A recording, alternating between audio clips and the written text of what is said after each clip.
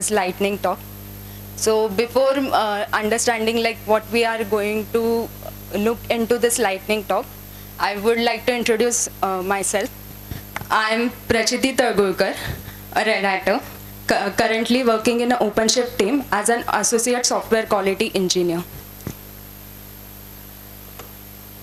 So today, in this lightning talk, we will be looking at stabilizing OpenShift operation, and in this, operator like MCO testing why it matters the most from the tester's perspective by ensuring not only the MCO stability but also looking into OpenShift cluster health. Moving on, I have a simple question here. In the title, we have seen a word stabilization, stability. But what this word really means? What is stability? Because we have been using this word in our day-to-day life. For example, it's like we are having an Google meeting. We need a stable network connection, right? Because we don't want our those meetings or calls to be lagging or been buffering. So we need stability, like we say, I need stability in my income. I need stability in my job. I need stability in my relationship. But is stability only limited to the terms I used? The answer is no. Stability is not only limited to this. We see stability in technology too. Because as per the human psychology, what we believe is if anything is stable, we see that it is going to be working as good.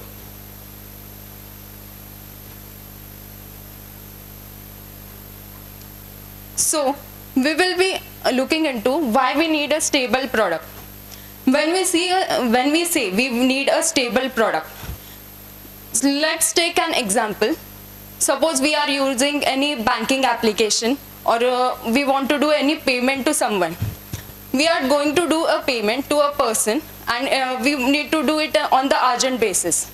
So suppose I am doing a payment to a person using this UPI-based apps. But when I'm doing this payment, I scan the QR code, or maybe I just paid the number of amount to that particular person. When I enter the amount and I have proceeded it has been directly sent. It is strange, right? I want my something like as a two-factor authentication here. I need a pin where I can say, okay, it is like been working fine, or like that. So, but the product is not stable, because if the product is working stable as it is should be, then we say that okay, yeah, the product is working stable. But is working like, if the product is working stable, only the thing that we look into, the answer is not like partial. We also want to see that there is also security being maintained. When we say security, what does it mean? We don't want our data to be leaked, because data is a very crucial thing in this like nowadays. So we don't want our banking details of any customer or any person to be seen online.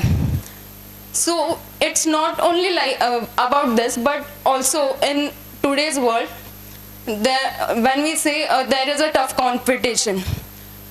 For example, we take about any food delivery application. There is not only one delivery application. There are multiple, like there is a Swiggy, there is Zomato, there is Blinkit, right? So if one application fails, we are definitely going to move to the another application to use it, and this will definitely impact the business, as the competitors are going to gain more from it. So when I say why we need a stable product, we assure that it has been secure, it doesn't affect our business, it is more reliable for the customers to use it, and also it would be having a great user experience. So moving on, I would like to talk about the OpenShift here, the stable product. But when I say OpenShift, what exactly is OpenShift and what it helps us with. So OpenShift is a container orchestration platform which helps us to deploy our applications. So, but what it helps us with? So it helps us to simplify our management system.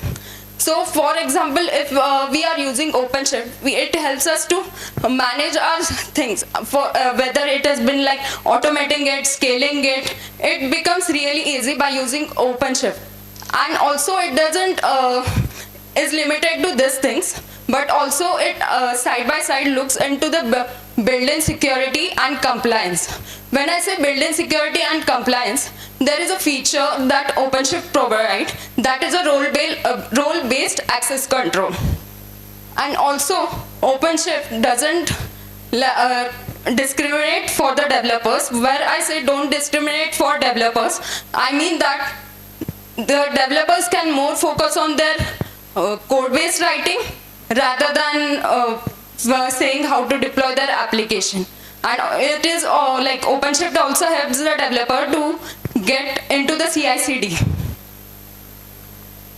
And nowadays businesses are deployed on various platforms. So OpenShift helps us those businesses to deploy on multiple platforms like AWS, GCP, Azure, and with the hybrid platforms too. Also OpenShift provides us with the automated operations. When I say automated operations, it means here the word comes operators. We will see about the operators in upcoming slide. But automating operations, what does OpenShift does here? It helps in automating things, operations, and all the things that for the applications are needed. With also that, OpenShift helps about monitoring and logging the cluster's health data, and if there is any risk about it, it helps by monitoring. There are tools in OpenShift like Prometheus and Grafana using that. With that also, OpenShift has a wide community which is always there to support and to begin with. Moving on,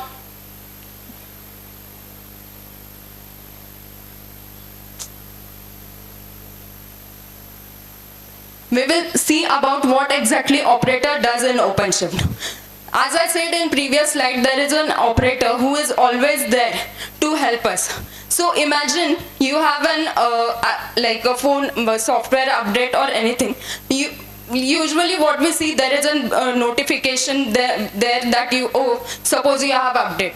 And if you schedule it, it could be like overnightly you can schedule those updates, and the phone can be restarted too if you have scheduled that. But suppose there is no, without operator, the scenario is there would be no notification. You have to manually check those things. Okay, if there is an any updates been present, there is any bug fixes, and we have to manually do it. But with the operators, things becomes really easy. So I could say operator helps us with handling the installation, update, and scaling, and with the recovery too. And is it limited to that? The answer is no. It helps us also with the application deployment and infrastructure management.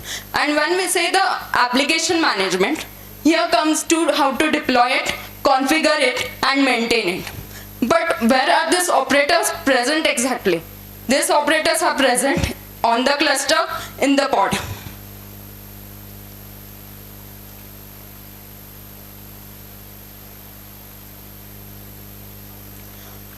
So one of the operators I will be talking about is MCO. What is MCO?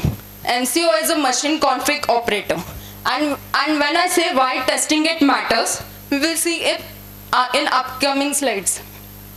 So before moving, if the person who don't know about the like MCO is like a bridge between a kernel and kubelet.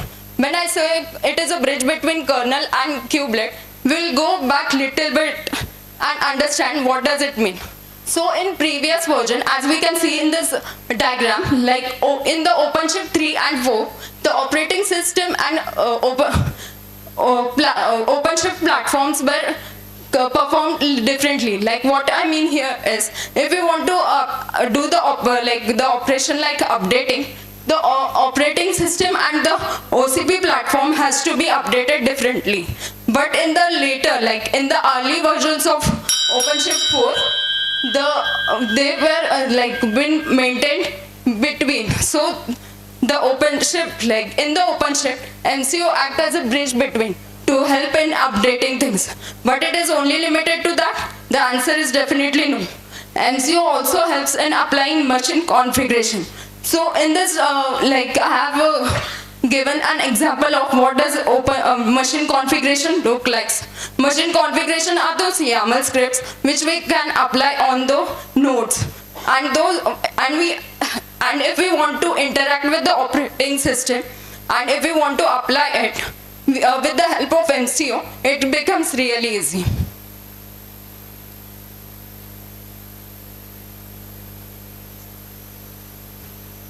So when I say why MCO stability is critical, because when a customer or anyone is trying to apply or any machine configurations, if that machine configuration is wrong, then how should the customer should know or the user should know it has been working right? So for that, we as a tester, what we do is do testing for this kind of operations, and we not only ensure that machine configuration has been applied properly, but also ensures that when we are trying to update the cluster, machine configuration checks that the images has been applied correctly. So also in machine configuration, when I say anything changes has been applied, those changes has been to be applied on those particular machine config pools.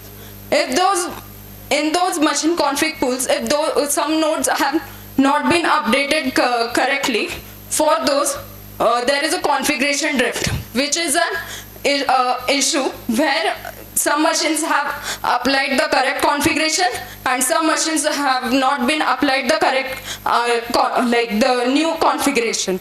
So based on this, we verify that machine configurations has been applied correctly, and also verify the feature testing. Like MCO is not only limited to this part, but also features like on cluster build, then pinned image set, and other, which are the tech preview features. Tech preview features are those, they are the extra features. When we enable them, we can use them.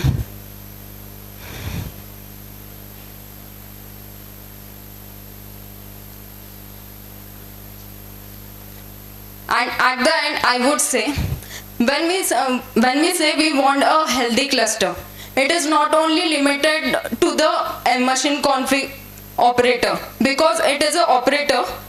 Because I want to mean to say, if we want to have a good cluster, a healthy cluster, it is not only limited to the MCO. We also need to have other stable operators, because just one operator is going to interact with the other operators too. So here, as a tester, or maybe developer, or maybe as a cluster admin, we are just understanding why the operator stability is important. Thank you. Any questions?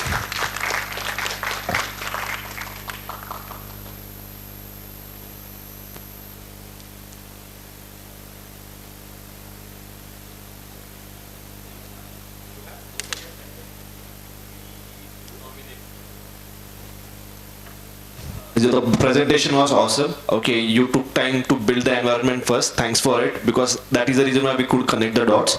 My question is, see, your consumers would be a wide range. Okay, as you said about AWS, Azure, and the other platforms that you might be using. I would just like to know the tools that you have been using to test all of these things, because see, the environments are vast. Okay, there are very much possibilities to miss various configurations that you might be having. So what are the tools that you have been using now? Yeah, you're absolutely right. We like MCO has been supported for multiple platforms. So when we need to do like testing for this multiple platforms, we have a CI CI jobs. What does CI jobs means? In OpenShift, we have a Prow CI. So using those, they are like some scripts we have written for different. We have some test cases based on the feature we have written. So when we have written those, we using those CI jobs we have built for GCP, AWS, then vSphere, and it is not only limited to this for the IPI based cluster, but also for the agent based clusters too. So using CI jobs, we are doing the testing. Any more questions?